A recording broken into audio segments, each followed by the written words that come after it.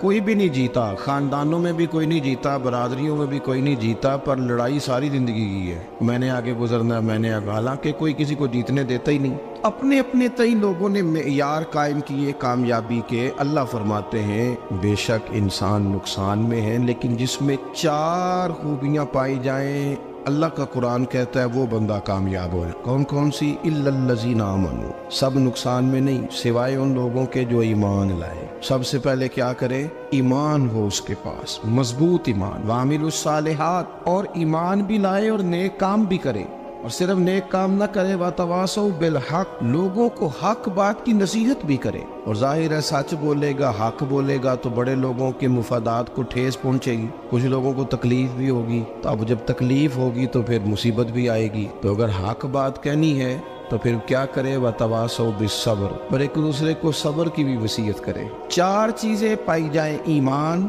اعمال صالحہ، حق کی نصیحت، اس رستے میں آنے والی تکلیف پر صبر۔ اگر یہ 4 چیزیں میسر آتی ہیں تو اللہ کا قرآن کہتا ہے بندہ کامیاب ہے۔ اور اگر یہ 4 چیزیں نہیں تو پھر کوئی بندہ جتنا مرضی دعویٰ کرے، جتنا مرضی شور کرے، جتنا مرضی اعلان کرے، وہ کامیاب ہو سکتا۔ سب سے پہلے تو اپنا ایمان پکا کرے۔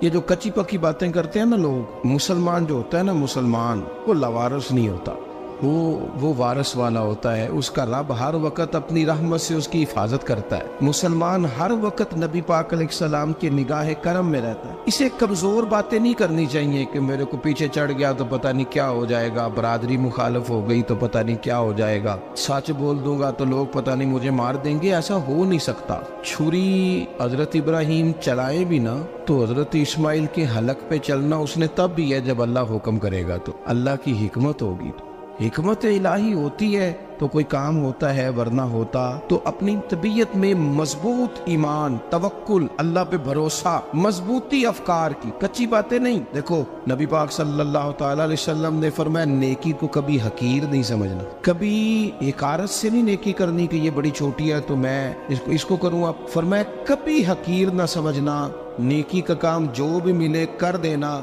فرمایا اگر بھائی سے مسکرا کے ملو گے بنا تو اس پر بھی اللہ تمہیں صدقے کا ثواب عطا کرے گا۔ ہم تو اس دین سے کے ماننے والے ہیں جو کہتے ہیں تو گلی سے روڑا اٹھا دے، کانٹا اٹھا دے، کسی کی تکلیف دور کر دے، کسی پر گنجائش کر دے، کسی کے لیے آسانی کر دے، جو بھی خیر کا کام میسر آئے پورے دن میں اسے چھوڑے نہیں۔ صبح گھر سے نکلے، وہ ایک صحابی تھے، غالباً تابعی تھے، تو بازار جاتے اپنے غلام کے ساتھ تو سارا بازار گھوم کے واپس آ گئے۔ خادم نے کہا جناب کو نہ کوئی خریدا نہ کچھ بیچا، تو آپ سارا بازار گھوم کے آ گئے۔ فرمانے لگے تیرا کیا خیال ہے؟